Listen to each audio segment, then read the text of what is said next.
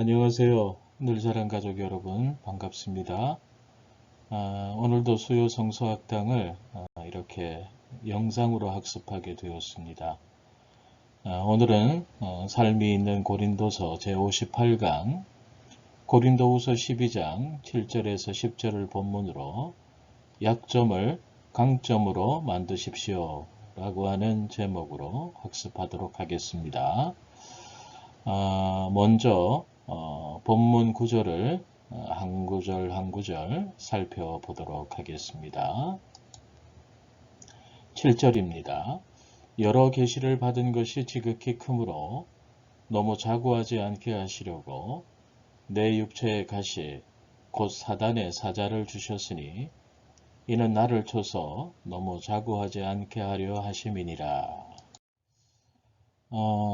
여러 계시를 받은 것이 지극히 크므로 너무 자고하지 않게, 그러니까 너무 자만하지 않게 하시려고 그렇게 얘기합니다. 그러니까 확실히 바울의 체험은 엄청난 것이었습니다. 그건 바울 같은 사도도 그 체험 때문에 자신이 자만에 빠질 수도 있다고 생각할 정도로 최상의 은총이기 때문에 그렇죠. 그래서 하나님께서는 바울이 교만해지지 않도록 일종의 억제 장치를 주셨는데요. 그 억제 장치는 바로 육체의 가시였습니다. 여기서 내 육체의 가시라고 하는 얘기는 바울에게 있었던 어떤 고질적인 만성 질병을 뜻하는 것으로 그렇게 해석이 됩니다. 그 병이 무엇이었는지는 자세히 알 수 없습니다. 하지만 고린도 성도들이 그걸 모르고 있었다는 걸 생각해 보면 아마 바울의 병은 겉으로 드러나는 병은 아니었을 것으로 그렇게 보입니다.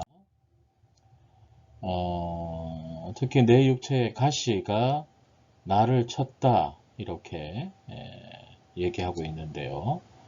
여기서 가시라는 말과 나를 쳐서 라는 말을 보면은 그러니까 바울의 병은 찌르는 것 같은 고통을 느끼게 하는 병일 것으로 그렇게 추측이 됩니다.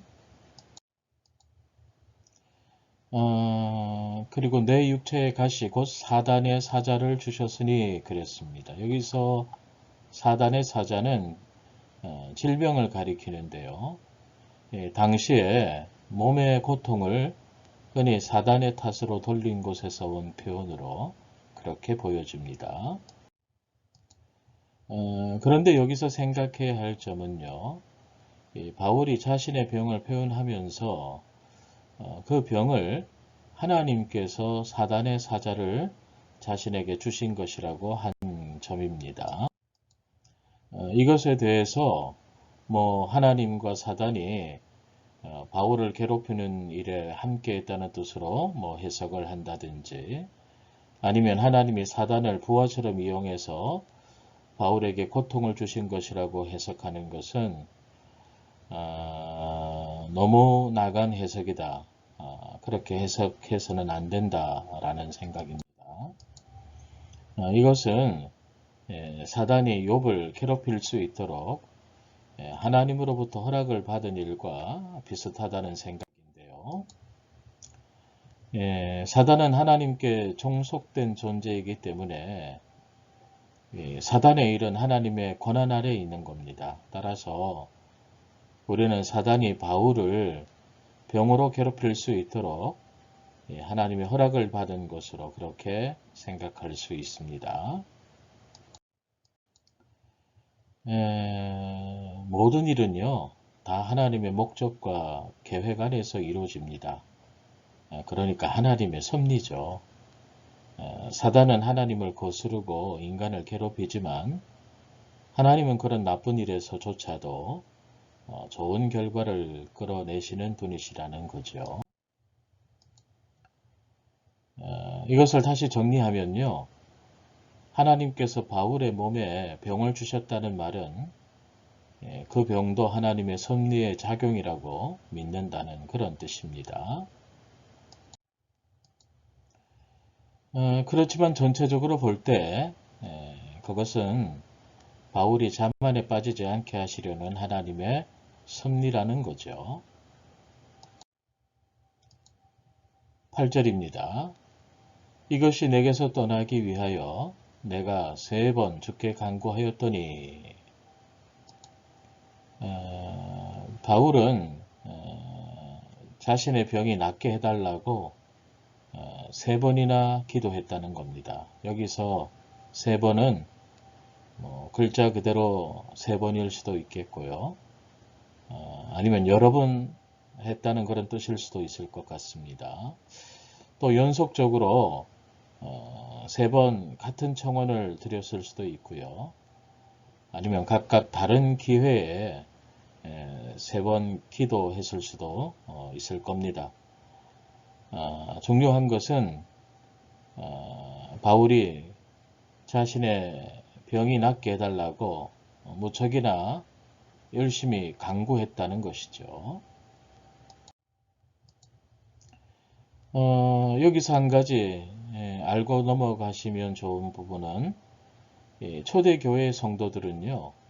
예수님께서 겟세마네에서 3번에 걸쳐서 기도하신 것을 본받아서요. 정말 힘들 때 그리고 괴로울 때에는 같은 기도를 3번씩 되풀이하는 그런 관습이 있었다는 것 상식으로 알고 계시면 좋겠습니다.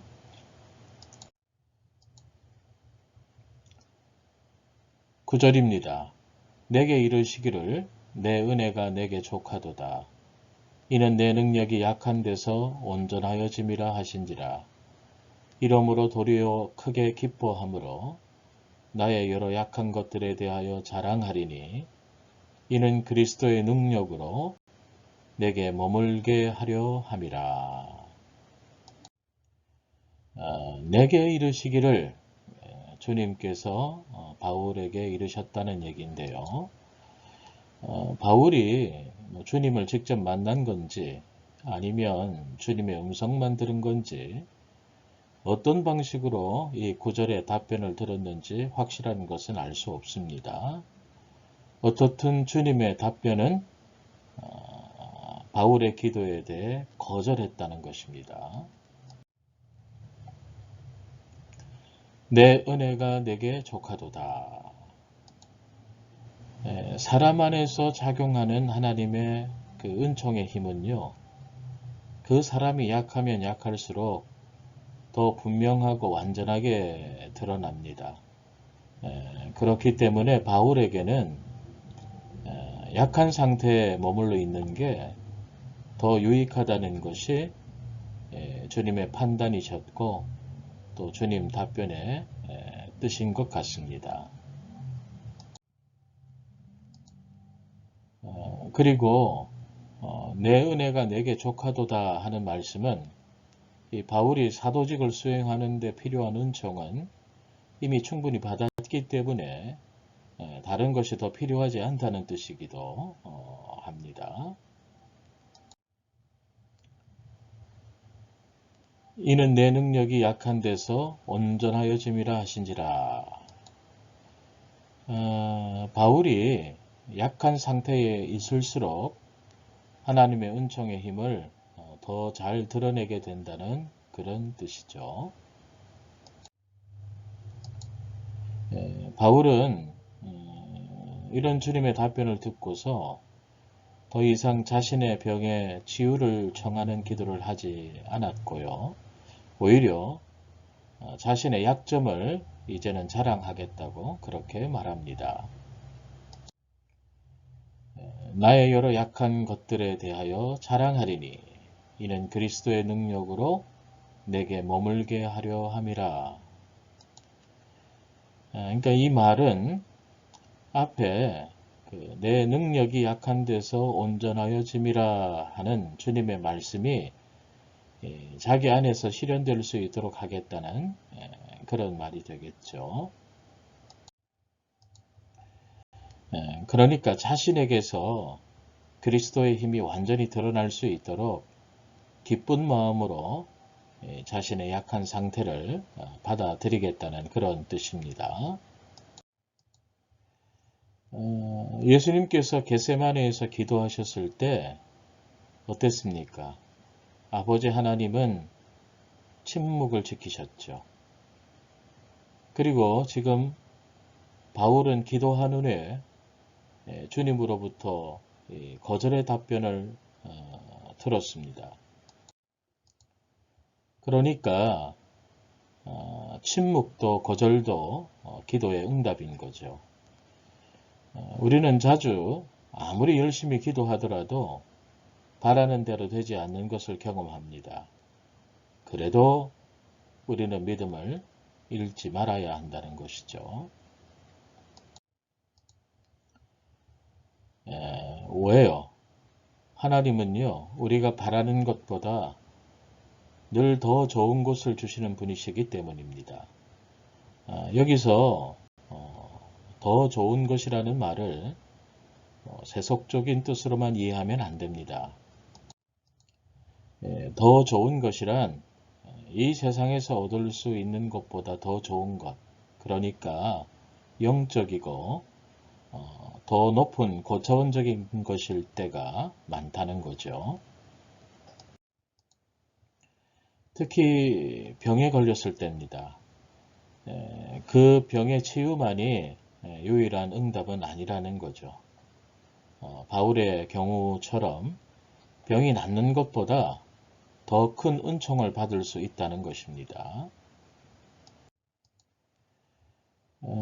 바울이 병의 치유를 청하는 기도를 멈추고 도리어 크게 기뻐함으로, 그러니까 기쁜 마음으로 약한 상태를 받아들인 것은요, 모든 신앙인이 그리고 우리가 본받아야 할 일이라는 것입니다.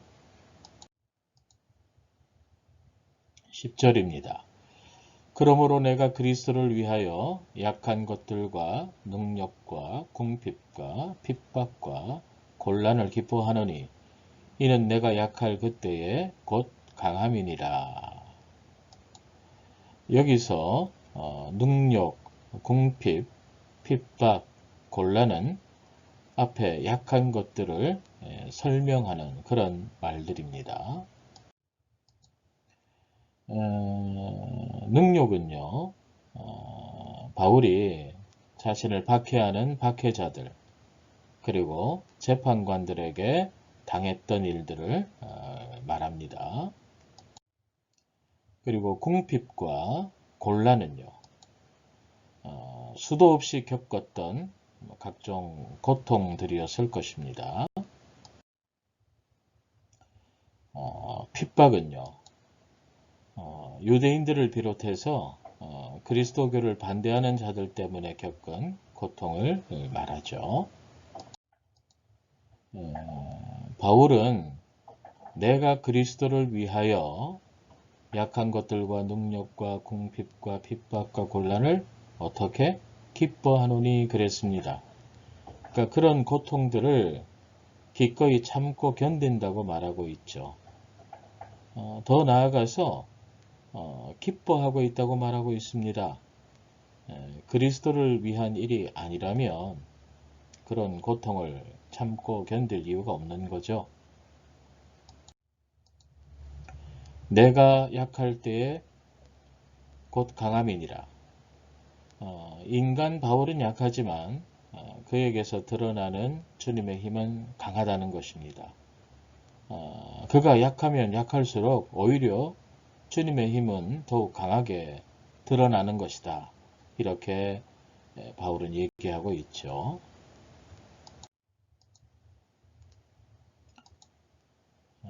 인간이 자신의 힘이 강하다고 자만하게 되면요, 자신이 한 일들에 대해서 자신의 능력으로 했다고 교만해지게 되지만,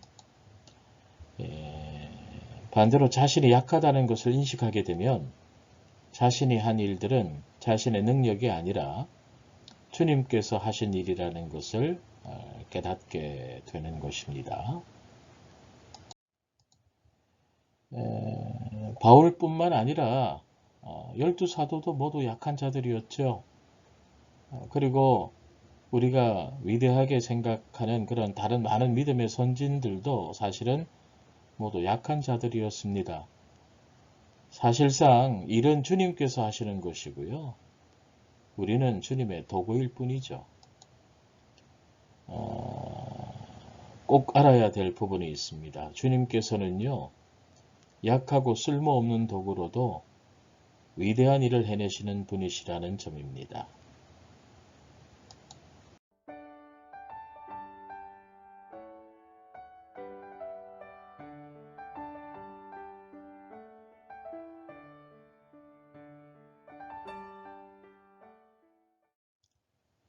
이제 오늘 본문을 정리해 보도록 하겠습니다. 인생을 보는 데는 두 종류의 사람이 있는 것 같습니다. 한 종류의 사람은 인생을 우연히 생긴 것으로 마치 로또 같은 것으로 그렇게 여기는 분들이 있죠. 그래서 원망, 불평이 많고요. 남 탓도 잘합니다. 그러면 어떻게 되죠? 삶이 힘들어지겠죠. 대인관계도 나빠질 거고요. 결국 그 인생은 실패한 인생이 될 확률이 높다는 거죠. 반면에 다른 종류의 사람이 있습니다. 그 사람은 인생을 하나님의 선물로 봅니다. 그래서 자신에게 주어진 모든 조건과 환경을 다 은혜로 생각하면서 감사하고 기뻐하죠. 그러면 어떻게 됩니까? 당연히 삶이 즐거워질 거고 대인관계도 좋아질 거고 결국 그 인생은 성공한 인생이 되겠죠. 삶은 하나님이 주신 큰 선물이라는 것입니다. 분명한 건 삶의 그 어떤 순간조차도 하나님이 주신 작은 선물들이라고 하는 것입니다. 문제도 하나님이 주신 부정적인 측면에서의 선물이죠. 그런 관점에서 삶을 바라보고 또 항상 현재보다는 장차 받을 더욱 큰 은혜를 기대하는 것, 그것이 우리에게 필요한 부분인 것 같습니다. 성도에게는요, 오늘보다는 내일이, 내일보다는 다음 세대가, 다음 세대보다는 내세에 더 큰 축복이 예약되어 있다는 것입니다. 바울은 바로 그런 내일의 축복을 기대하며 살았기 때문에 이렇게 어떤 고난에서도 자신의 꿈과 비전을 잃지 않았던 것이죠. 성도는 구원의 은혜를 받고 지금도 은혜로 사는 사람입니다. 그러나 장차 받을 은혜는 지금의 은혜와는 비교할 수도 없는 큰 은혜죠. 그런 큰 은혜에 대한 꿈과 비전을 가지고 현재 자신이 가진 약점 때문에 실망하지 않아야 할 것입니다. 오히려 그 약점을 더욱 큰 은혜의 통로로 삼아야 하겠습니다. 강점 때문에 자만을 하게 되면요. 그 강점이 결국 영혼을 죽이는 약점이 될 수도 있습니다. 반대로 자신의 약점 때문에 그것의 극복을 위해서 기도하고 힘쓰면요. 그 약점이 결국 영혼을 살리는 강점이 될 수 있다는 것입니다. 그래서 살면서 자신의 강점을 너무 내세우지 마시기 바랍니다. 하나님이 주신 강점은요. 자랑의 도구가 아니라 오직 사랑의 도구여야 한다는 것. 여러분 꼭 기억하시기 바랍니다. 그리고 자신에게 있는 약점 때문에 실망하지 마세요. 약점 때문에 오히려 겸손하게 하나님의 은혜를 추구하면요. 그 약점이 오히려 자신의 영혼을 살려주고 또 가정과 교회를 살리는 축복의 통로가 분명히 될 것입니다. 자신에게 어떤 가시가 있다는 것, 그것은 어떻게 우리가 이해를 해야 될까요? 바울의 경우를 생각하시면 됩니다. 그 가시가 없으면 크게 교만해질 수 있는 큰 장점도 본인에게 있었다는 그런 뜻이 되겠죠. 사도 바울의 삶이 그 사실을 잘 보여준다고 말씀드렸죠. 사실 사도 바울처럼 그렇게 많은 은혜를 체험한 사람은 많지 않을 겁니다. 바울은 셋째 하늘에 올라가는 체험을 하면서요. 마치 영혼이 막 부유하는 것 같아서 자기가 몸 안에 있었는지 몸 밖에 있었는지도 모를 정도였습니다. 그리고 엄청난 계시도 많이 받았고요. 많은 이적도 일으켰었죠. 사도행전 19장을 보면 그 이적에 관한 기사가 나와 있습니다. 그러니까 바울의 손수건이나 앞치마를 병자 위에 얹기만 해도 병자가 막 일어나고 귀신이 떠나가고 그런 이적이 일어났죠. 그런 은혜 체험이 너무 컸기 때문에 하나님께서는 바울이 교만하지 않도록 가시를 주신 것이다 라는 것입니다. 그 가시가 있었기 때문에 바울은 끝까지 자신의 본분을 잃지 않고 멋지게 쓰임받을 수 있었던 거죠. 그것처럼 가시와 실패가 있어도 낙심하지 마시기 바랍니다. 그 가시와 실패를 주신 하나님의 뜻을 헤아리시고 오히려 감사와 찬송으로 그 가시와 실패를 잘 요리해야 한다는 것입니다. 우리 늘사랑 가족들도 가시와 실패의 그 이면에 있는 자신의 장점과 가능성을 최대한 잘 살려서요. 예수 믿고 인물이 되는 역사의 주인공들이 되시기를, 그리고 그런 삶을 살아가시기를 주님의 이름으로 축원드립니다. 수고하셨습니다. 감사합니다.